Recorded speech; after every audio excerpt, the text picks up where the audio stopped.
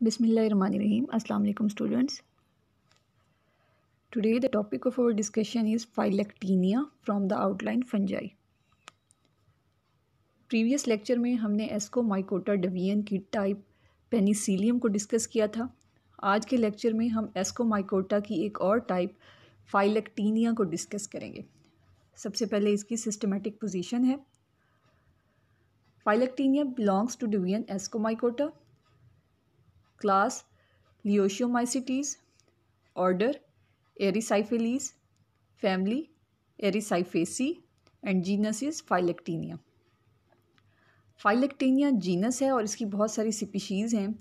ज़्यादातर जो स्पीशीज़ हैं वो ऑब्लिगेट पैरासाइट हैं, मींस ऐसा पैरासाइट जो स्ट्रिक्टली सिर्फ अपने होस्ट पे ही डिपेंडेंट हो फॉर द न्यूट्रिशन, उसके अलावा वो कहीं से अपनी न्यूट्रिशन हासिल ना कर सके, तो ये ऑब्लिगेट पैरासाइट होता है। अब इसके जो होस्ट हैं उसमें मोस्टली ये शीशम प्लांट, डालबर्जिया सीसू जिसे कहते हैं, डालबर्जिया सीसू के लीव्स पे या उसकी स्टेम के ऊपर ये अटैक करता है और वहाँ पर ये पाया जाता है, और ये वहाँ पर पाया जाता है in the form of powdery mildew. ठीक है, वाइट कलर का पाउडर सा नज़र आता है शीशम के जो पत्ते होते हैं उनके ऊपर। तो जब ये हम देखते हैं कि विंटर सीज़न में पत्ते गिरे हुए होते हैं शीशम के, तो उनके ऊपर ये जो स्पेसिमन है फाइलेक्टीनिया है जो ये वाज़े तौर पर नज़र आता है, पाउडरी सा ये अपीयरेंस रखता है। This fungus is an obligate parasite. Phylacteria guttata is a species of fungus in the Erisaiphaceae family. It is a plant pathogen distributed in temperate regions. Phylacteria guttata causes a powdery mildew on leaves and stems on a broad range of host plants. Most commonly हमने कहा कि ये डालबर्जिया Sissu means शीशम plant के leaves को attack करता है। इसके अलावा कई और प्लांट्स हैं जिनको ये एज अ होस्ट लेता है, उनके ऊपर अटैक करता है और उनमें डिज़ीज़ काज करता है। और डिज़ीज़ कौन सी है? पाउडरी मिल्ड्यू, के उनके जो लीव्स हैं वो पाउडरी सी अपीयरेंस में हमें नज़र आते हैं, वाइट पाउडर सा उनके ऊपर नज़र आता है। और इसकी जो स्पीशीज़ फाइलेक्टीनिया गुटेटा है ये मोस्टली ये डिज़ीज़ काज करती है, पाउडरी मिल्ड्यू। यहाँ पर आप देख सकते हैं ये एक लीफ दिखाया गया है जिसमें पाउडरी मिल्ड्यू के सिम्टम्स हैं। आप यहाँ देखें कि इस तरह से लीव्स की अपीयरेंस हो जाती है कि वो ये पाउडरी सी जो अपीयरेंस है इसकी, वाइट कलर के पाउडर लाइक अपीयरेंस इसमें होती है। और इसके ऊपर आप देख रहे हैं कि इस तरह से छोटी छोटी राउंड बॉडीज़ आपको नज़र आ रही हैं। ये जो राउंडेड स्ट्रक्चर हैं ये इसकी फ्रूटिंग बॉडीज़ हैं। आगे हम डिस्कस करेंगे कि इसकी जो फ्रूटिंग बॉडी क्लेस्टोथीसियम है वो इस तरह से लीव्स के ऊपर स्ट्रक्चर बनाती है। इसका जो वेजिटेटिव स्ट्रक्चर है मींस इसके जो माइसीलियम में जो हाइफी हैं वो किस तरह के होते हैं। एक तो ये हमने कहा कि ये ऑब्लिगेट पैरासाइट है, अपने होस्ट के ऊपर ये ग्रो करेगा, उससे न्यूट्रिशन हासिल करेगा और होस्ट के भी लीव्स पे मोस्टली ये अटैक करता है। और उसके ऊपर हमने कहा जब ये अटैक करता है तो वाइटिश कवरिंग सी बना लेता है, वाइट पाउडर सा नज़र आता है। इसके जो हाइफी हैं ये ज़्यादातर हाई लाइन होते हैं, ठीक है, कलरलेस होते हैं। और ये क्या करते हैं, the hyphae send their short branches और haustoria through stomata of host in the epidermal और अदर मीजोफिल सेल्स। अब ये जब अटैक करते हैं प्लांट के, हमने कहा लीव्स पे ये अटैक करते हैं। यहाँ पे देखें तो लीव का इंटरनल स्ट्रक्चर दिखाया गया है कि ये लीव के बाहर वाले सेल्स हैं जिनको एपिडर्मल सेल्स कहते हैं। ये भी एपिडर्मल सेल है, ये भी एपिडर्मल सेल है।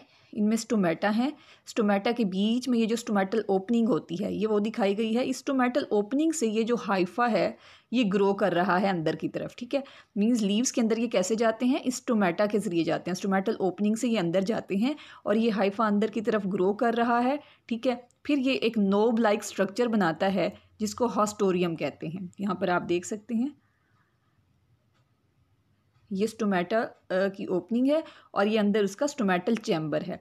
और ये साथ वाले जो सेल्स हैं ये लीव के मीजोफिल सेल्स हैं। ऊपर वाले ये एपिडर्मल सेल्स हैं और नीचे वाले ये मीजोफिल सेल्स हैं।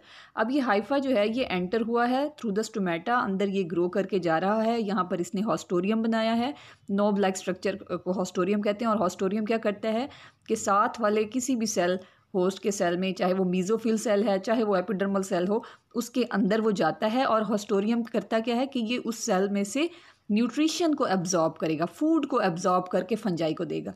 फंजाई जब भी किसी प्लांट पे अटैक करती है तो इसको उस प्लांट से क्या चाहिए होता है, इसको न्यूट्रिशन चाहिए होती है, इसको फूड चाहिए होती है, क्योंकि फंजाई जो है ये ऑटोट्रॉफिक नहीं है, ये अपनी खुराक खुद नहीं बना सकती, तो इसको हर जगह से अपनी खुराक चाहिए। जहाँ भी जिस सबस्ट्रेटम के ऊपर भी फंजाई ग्रो करती है इसको अपनी न्यूट्रिशन वहाँ से चाहिए होती है। तो इस प्लांट के ऊपर भी जब ये इस तरह से अटैक करेगी तो ये इस होस्ट टिश्यू से ये जो मीज़ोफिल सेल्स हैं इनमें हॉस्टोरिया क्या करेगा, न्यूट्रिशन को, फूड को एब्जॉर्ब करेगा।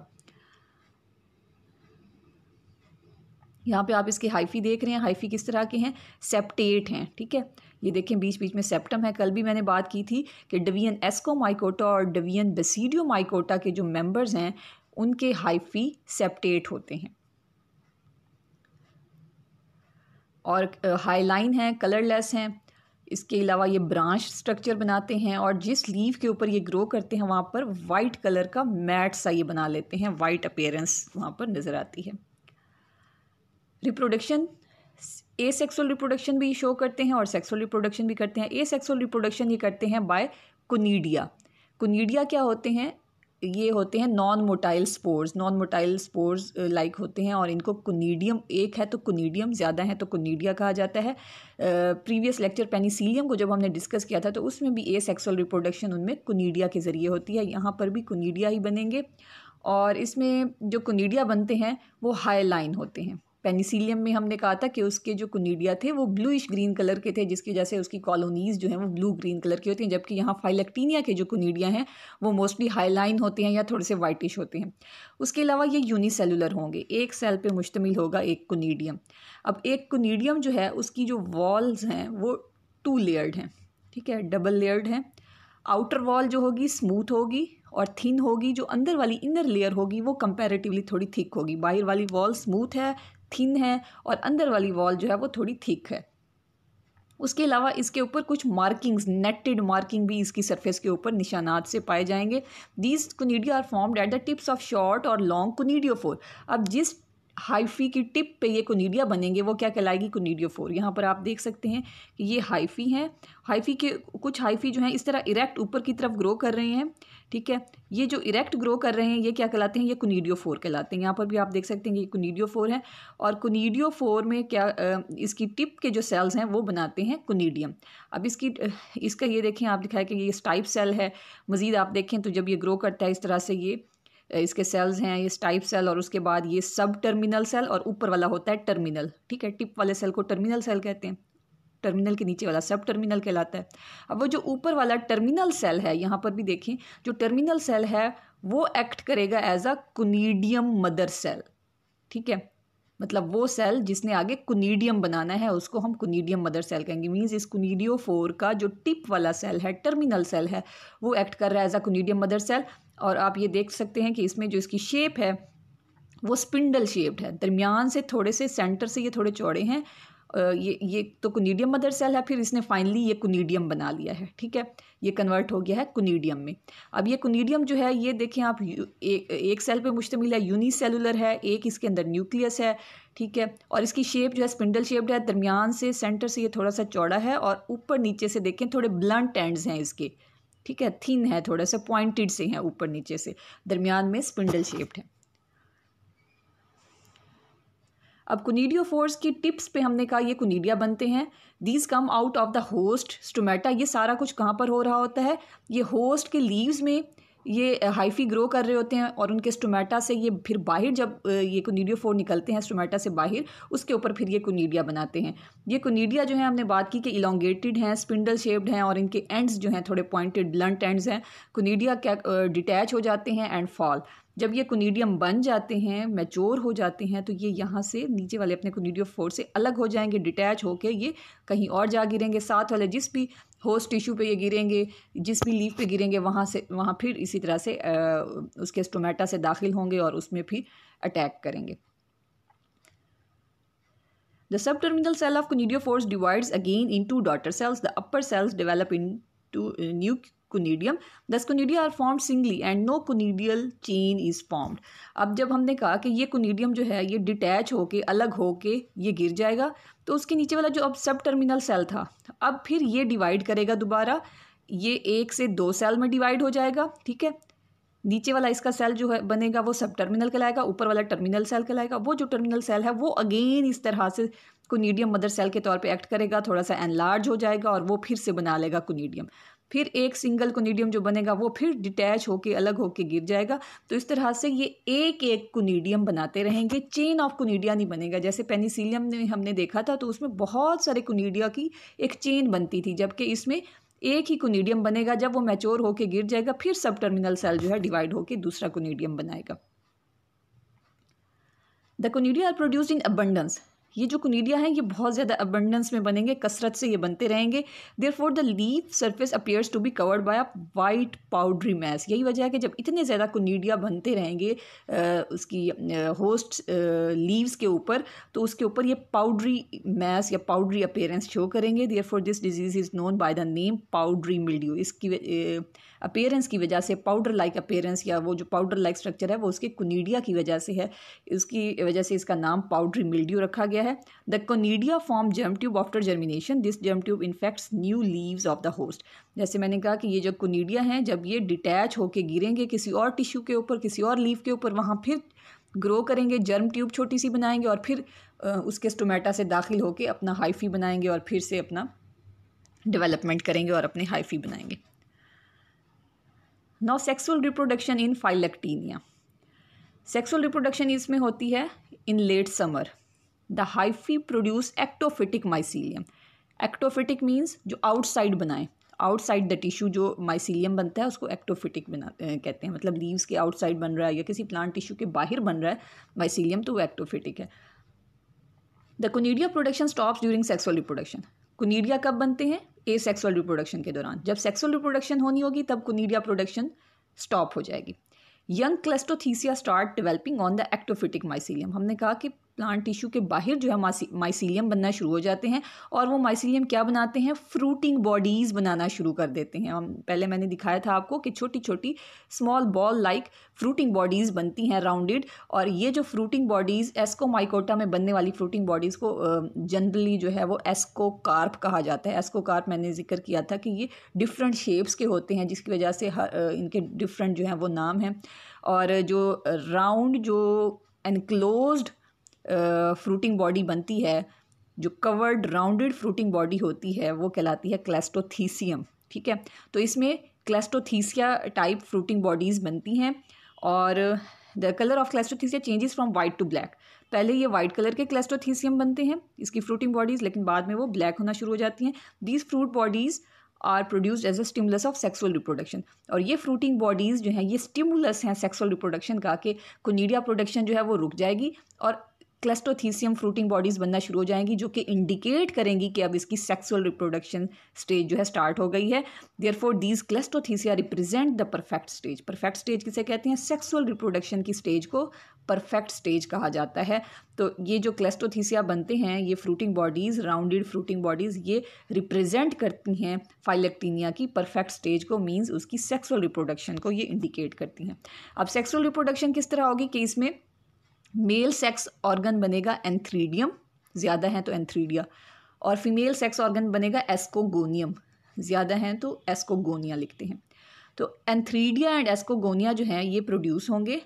फिर क्या होगा कि plasmogamy occurs in ascogonium, it gives rise to ascogenous hyphae. Antheridium और एस्कोगोनियम आपस में एक दूसरे के क्लोज होंगे। एंथ्रीडियम का जो न्यूक्लियस है वो एस्कोगोनियम के अंदर चला जाएगा। ठीक है, प्लाज्मोगेमी होगी, दोनों के साइटोप्लाज्म जो है फ्यूज़ करेंगे, न्यूक्लियस अभी फ्यूज़ नहीं करेंगे। एस्कोगोनियम में अब एंथ्रीडियम का न्यूक्लियस भी आ गया।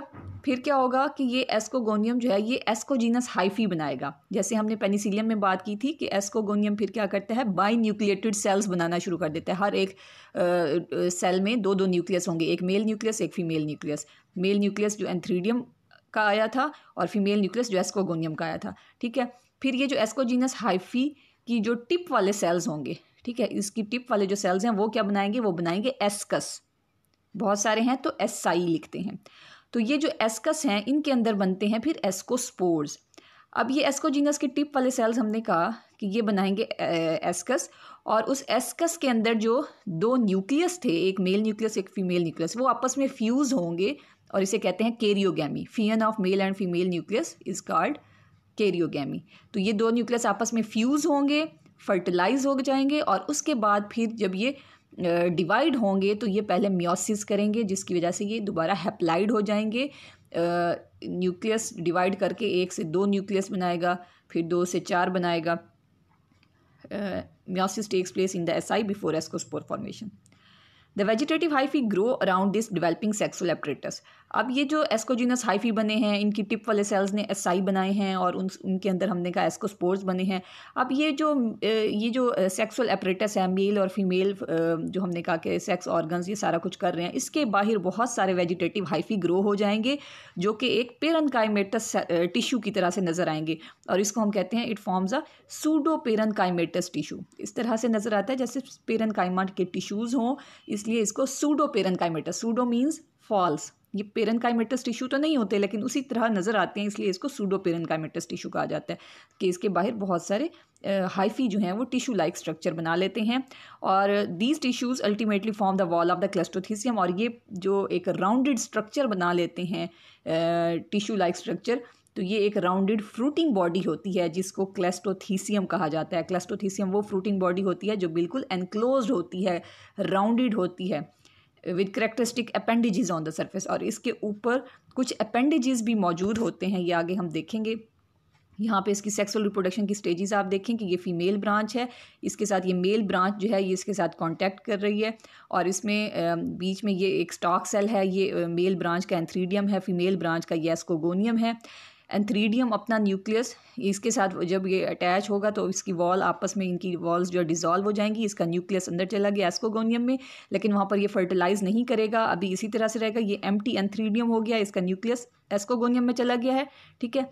एस्कोगोनियम में जब ये चला गया, 2 न्यूक्लियस आप देख रहे हैं, फिर ये जो है ये एस्कोगोनियम डिवाइड होगा इसके सेल्स में, हर एक सेल में ये 2-2 न्यूक्लियस होंगे, फिर ये एस्कोजीनस हाइफी बनाएगा और ये एस्कोजीनस हाइफी जो हैं इसमें आप देखें कि 2-2 न्यूक्लियस हैं, इनके जो टिप वाले सेल्स हैं वो क्या बना लेंगे, वो एस्कस बना लेंगे। फिर इनके जो टिप वाले सेल्स हैं उनमें 2 न्यूक्लियस ये आपस में फ्यूज़ होंगे, ठीक है, आप देख रहे हैं कि फिर फ्यूज़ होके ये यंग जो एस्कस बने हैं बहुत सारे एसआई, तो इनमें एक एक न्यूक्लियस नज़र आ रहा है कि ये फर्टिलाइज्ड न्यूक्लियाई हैं, ये 2 न्यूक्लियस आपस में फ्यूज़ करके इन्होंने डिप्लाइड न्यूक्लियस बनाया है और ये न्यूक्लियस फिर मियोसिस करके 1 से 2 या 2 से 4 में फिर डिवाइड हो सकता है।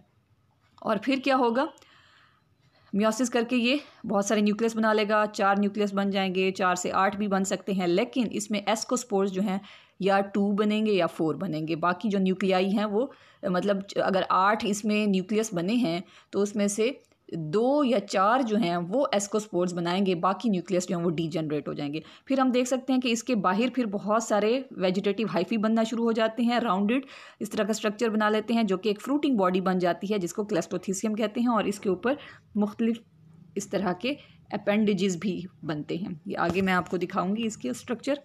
इसकी जो फ्रूटिंग बॉडी है जिसको क्लेस्टोथीसियम कहा जाता है, प्लूरल है इसका क्लेस्टोथीसिया। ये फ्रूटिंग बॉडीज़ जब हम लीव्स के ऊपर देखें तो विजिबली हमें नज़र आती हैं बाय द नेकेड आई, इसको हम माइक्रोस्कोप से नहीं बल्कि ऐसे भी देख सकते हैं, विजिबल होती हैं ब्लैक डॉट्स की तरह से पत्तों के ऊपर। शीशम के जो पत्ते हैं उनके ऊपर पाउडरी मैस पहले बनता है, फिर छोटे छोटे ब्लैक डॉट्स नज़र आते हैं जो कि उसकी perfect stage means sexual reproduction को इंडिकेट करते हैं। और ये क्या होते हैं black dots, in fact these are the cleistothecium fruiting bodies होती हैं जो कि राउंड होती हैं, बॉल लाइक स्ट्रक्चर होता है, इनकी कोई ओपनिंग नहीं होती, बंद होती हैं, इसलिए इनको क्लेस्टोथीसियम फ्रूटिंग बॉडी कहा जाता है। ग्लोबोस स्ट्रक्चर की हैं और इसका जो डायमीटर है 150 माइक्रोन डायमीटर होता है। उसके अलावा इनकी फ्रूटिंग बॉडी के ऊपर कुछ लॉन्ग स्टिफ पॉइंटेड अपेंडेजेस होते हैं, लंबे लंबे स्टिफ हार्ड और पॉइंटेड अपेंडेजेस होते हैं जो कि क्राउन कहलाते हैं। यहाँ पर आप देखें ये इसकी फ्रूटिंग बॉडी दिखाई गई है और इसके ऊपर ये अपेंडेजेस हैं, तो इस तरह के यहाँ पे आप देखें ये राउंडेड फ्रूटिंग बॉडी और यहाँ इस तरह के लंबे लंबे ये हैं स्टिफ अपेंडेजेस होते हैं। ये अपेंडेजेस जहाँ फ्रूटिंग बॉडीज़ के साथ अटैच्ड हैं, बेस पे देखें थोड़े से ये मोटे से हैं, स्वोलन हैं, बल्बुअस हैं, और नीचे देखें तो पॉइंटेड हैं, बेस पे बल्बुअस हैं और नीचे पॉइंटेड हैं। These appendages are swollen at the base to form bulbous part. Base पे ये थोड़े मोटे मोटे बल्बस हैं और नीचे से पॉइंटेड हैं, और ये करेक्टर जो है इनका ये डिस्टिंग्विशिंग करेक्टर है कि बाकी जेनरा में इस तरह का करेक्टर नहीं पाया जाता जो कि फाइलेक्टीनिया के फ्रूटिंग बॉडी में देखा गया है। और इसके अलावा बाकी जो इसके बाहर के सेल्स हैं हमने कहा कि इस तरह से सूडो पेरेन्काइमेटस टिश्यू बना लेते हैं, क्लेस्टोथीसियम की ये वॉल बनती है। और इसके अंदर जो हमने कहा कि एसआई बनते हैं उनमें 2 to 4 एस्कोस्पोर्स बनते हैं इंस्टेड ऑफ 8। होता क्या है कि पहले इसमें इस तरह से न्यूक्लियस तो इसमें 8 बन जाते हैं, लेकिन कुछ न्यूक्लियाई इनमें डीजनरेट हो जाते हैं, या इसमें 2 न्यूक्लियस जो हैं वो एस्कोस्पोर्स बनाएंगे, या फिर 2 या 4 एस्कोस्पोर्स इसमें बनेंगे, बाकी न्यूक्लियस इसके डीजनरेट हो जाएंगे। यहाँ जैसे आप देख रहे हैं कि 2 न्यूक्लियस जो हैं इन्होंने अपने अराउंड जो है वॉल बना ली है और ये एस्कोस्पोर्स बना रहे हैं 2 एस्कोस्पोर्स, बाकी जो न्यूक्लियाई हैं वो सारे डीजनरेट हो जाएंगे। यहाँ आप देख सकते हैं कि एसआई जो हैं इनके अंदर 2 एस्कोस्पोर्स हैं, उसके अलावा इनके ऊपर कुछ इस तरह के हाइफी आप देख रहे हैं जिनको पेनिसिलेट हाइफी कहा जाता है। यहाँ माइक्रोस्कोप में देखें तो इस तरह से ये स्ट्रक्चर नज़र आता है। ये क्लेस्टोथीसियम फ्रूटिंग बॉडी है, इसके ऊपर ये इस तरह के हाइफी पेनिसिलेट हाइफी दिखाए गए हैं, इसके ऊपर अपेंडिजेस भी होते हैं। फिर होता क्या है कि जब कोई वाटर ड्रॉप इसको मिलता है तो ये फिर उसके बाद ये बर्स्ट होती है इसकी फ्रूटिंग बॉडी, और अंदर से आप देख रहे हैं कि ये एस्कस जो है ये बाहर आ रहे हैं, और ये एस्कस की वॉल भी बर्स्ट होगी और अंदर से एस्कोस्पोर्स जो हैं वो रिलीज हो जाएंगे। रप्चरिंग ऑफ क्लेस्टोथीसियम, ये किस तरह से रप्चर होगा, फ्रूटिंग बॉडी किस तरह से बर्स्ट होगी कि पहले जो इसके ऊपर अपेंडिजेस थे, the base of bulbous appendage is thick walled above and thin walled below, जो कि हमने कहा ऊपर से जो है अपेंडिज थिक वॉल्ड हैं और नीचे से जो है वो थिन वॉल्ड हैं। The appendages bend downward on drawing, पहले ये ड्राई होना शुरू हो जाएंगे, अपेंडिजेस डाउनवर्ड ये मूव करना इस तरह से, ये आप देखें कि पहले ये हर तरफ इस तरह से थे, फिर ये डाउनवर्ड जो है इस तरह से बेंड होना शुरू हो जाएंगे। जब ये ड्राई हो जाएंगे तो फिर क्या होगा कि it causes downward pressure of the appendage tip, it frees the cleistothecium from the mycelium, और इस तरह से ये फिर जब ये ड्राइंग हो जाएगी, इनमें ड्राई होना शुरू हो जाएंगी, इनके ये प्रेशर एक्सर्ट करेंगे और ये जो क्लेस्टोथीसियम है ये अपने माइसीलियम से जो होस्ट टिश्यू में इसके माइसीलियम मौजूद थे लीफ में, उस माइसीलियम से ये अपने आप को सेपरेट कर लेंगे और फिर now cleistothecium attach to the leaves, ये लीव्स की सरफेस के ऊपर अटैच होंगे लेकिन माइसीलियम से ये सेपरेट हो जाएंगे। The ascospores become mature in the SI. Now the inner cells of the clastothecium absorb water. It swells to rupture the clastothecium. SI also bursts. The ascospores are discharged. अब इनके अंदर हमने कहा कि एस्कोस्पोर्स मौजूद हैं, जब वो मैच्योर हो जाएंगे तो होगा क्या कि वाटर ड्रॉप जब ये मिलेगा इसको क्लेस्टोथीसियम को तो इसकी वॉल बर्स्ट होगी, एस्कस की वॉल भी बर्स्ट होगी और उसके एस्कोस्पोर्स जो हैं वो रिलीज़ होके बाहर आ जाएंगे और फिर दोबारा से वो ग्रो करके फिर इसी तरह से माइसीलियम बनाएंगे। यहाँ पर आप देख सकते हैं डेवलपिंग बर्ड्स बिकम इन्फेक्टेड, कि ये नई जो शूट्स निकल रही हैं इनमें कोई जब ये इन्फेक्शन स्टार्ट होता है तो ये फंगस ओवर विंटर्स इन डॉर्मेंट बर्ड्स, जब तक ये बर्ड्स डॉर्मेंट रहती हैं फंगस इसके अंदर मौजूद रहेगा। अगर ये बर्ड अभी ग्रो नहीं कर रही, ये रेस्टिंग कंडीशन में है, तो फंगस भी इसमें मौजूद रहेगा। जब ये बर्ड ग्रो करेगी, लीव्स बनाएगी, शूट बनाएगी, तो फंगस भी उसके साथ साथ ग्रो करेगा। Infected buds give rise to young shoots completely covered by fungus. अब ये नई जो इसकी शूट्स निकल रही हैं उसके साथ फंगस भी साथ ग्रो हो रहा है, फाइलेक्टीनिया जो है उसके माइसीलियम भी ग्रो हो रहे हैं, और फिर क्या होगा कि वो उसके लीव्स के अंदर दाखिल होंगे स्टोमेटा के ज़रिए और इस तरह से ये अपने जो है स्पोरुलेशन करेंगे और फिर कोनिडिया बनाएंगे। एसेक्सुअल रिप्रोडक्शन अगर करेंगे तो कोनिडिया बनाएंगे, सेक्सुअल रिप्रोडक्शन करेंगे तो एस्कोस्पोर्स बनाएंगे। फिर कोनिडिया हैं या एस्कोस्पोर्स हैं, मींस एसेक्सुअल स्पोर्स हैं या फिर सेक्सुअल स्पोर्स हैं, दोनों जो स्पोर्स हैं वो नए लीव्स के ऊपर अटैक करेंगे, ठीक है, फिर उनको भी इस तरह से इन्फेक्ट करेंगे। यहाँ पर आप देख सकते हैं हमने कहा कि इसके कई होस्ट हो सकते हैं, डाल्बर्जिया के अलावा भी होस्ट हो सकते हैं, जैसे इन्फेक्टेड ग्रेप क्लस्टर है, ग्रेप्स के ऊपर जब ये इन्फेक्ट करते हैं तो उनके फ्रूट्स पे भी अटैक करते हैं, माइसीलियम उनमें भी मौजूद होता है। फिर ये उनमें कोनिडिया बनाते हैं, ये कोनिडिया जो है डिटैच होके अलग होके फिर किसी और होस्ट टिश्यू के ऊपर भी अटैक कर सकते हैं। या फिर ये जब सेक्सुअल रिप्रोडक्शन, ये तो एसेक्सुअल रिप्रोडक्शन से बनाते हैं ना कोनिडिया, और जब सेक्सुअल रिप्रोडक्शन करते हैं तो ये फ्रूटिंग बॉडीज़ क्लेस्टोथीसियम बनाते हैं, क्लेस्टोथीसियम की अपेंडिजेस हैं। फिर ये जब इस तरह से ये ड्राई हो जाते हैं, वाटर को ये एब्जॉर्ब करके ये बर्स्ट होते हैं, अंदर से इनके एस्कोस्पोर्स रिलीज़ हो जाते हैं और फिर ये एस्कोस्पोर्स दोबारा किसी और होस्ट टिश्यू को अटैक कर सकते हैं। तो ये इनका लाइफ साइकिल जो है चलता रहता है। यहाँ पर आप देखें फाइलेक्टीनिया जो कि हैप्लाइड है, इसको एन लिखा हुआ है, पाउडरी मिल्ड्यू काज करते हैं ये लीव्स पे। अगर एसेक्सुअल रिप्रोडक्शन करते हैं तो कोनिडियो 4 के ऊपर कोनिडियम बनते हैं, वो जर्मिनेट करके स्टोमेटा के ज़रिए दाखिल होते हैं और फिर इसी तरह से अपने माइसीलियम बना लेते हैं। सेक्सुअल रिप्रोडक्शन के दौरान ये एंथ्रीडियम और एस्कोगोनियम बनाते हैं, ये दोनों हैप्लाइड हैं। एंथ्रीडियम के अंदर मेल न्यूक्लियस होता है हैप्लाइड, एस्कोगोनियम के अंदर फीमेल न्यूक्लियस होता है। मेल न्यूक्लियस जो है ये माइग्रेट करके एस्कोगोनियम में चला जाता है, फीमेल न्यूक्लियस के साथ ये पेयरिंग करेगा, फ्यूज़ नहीं होगा, पेयरिंग करेगा। डाइकैरियन मीन्स 2 न्यूक्लियस मौजूद होंगे। फिर एस्कोगोनियम डिवाइड होता है, बाई न्यूक्लिएटेड सेल्स बनाता है। एस्कोजीनस हाइफी के जो सेल्स हैं उनमें 2 न्यूक्लियस होंगे, एक मेल एक फीमेल। फिर उनके टिप वाले सेल्स में कैरियोगैमी होगी, मेल और फीमेल न्यूक्लियस आपस में फ्यूज़ करेंगे और वो सेल्स बनाएंगे एस्कस। जब वो फ्यूज़ करेंगे तो वो एस्कस के अंदर न्यूक्लियस डिप्लाइड हो गया है, 2n आ गया है यहाँ पर, ठीक है। फिर डिप्लाइड न्यूक्लियस में मियोसिस होगी तो वो हैप्लाइड हो जाएंगे आगे स्पोर्स। एस्कस के अंदर जो स्पोर्स बनेंगे क्योंकि मियोसिस से बन रहे हैं तो वो हैप्लाइड होंगे। एस्कोस्पोर्स 2 to 4 एस्कोस्पोर्स बन सकते हैं। ये एस्कोस्पोर्स जब एस्कस और फ्रूटिंग बॉडी जब बर्स्ट होगी तो ये बाहर आ जाएंगे, जर्मिनेट करेंगे और फिर से ये किसी और होस्ट लीफ के ऊपर फाइलेक्टीनिया के माइसीलियम बनाएंगे। तो ये इसमें कंप्लीट जो है ग्राफिकल लाइफ साइकिल दिखाया गया है। थैंक यू, अल्लाह हाफिज़।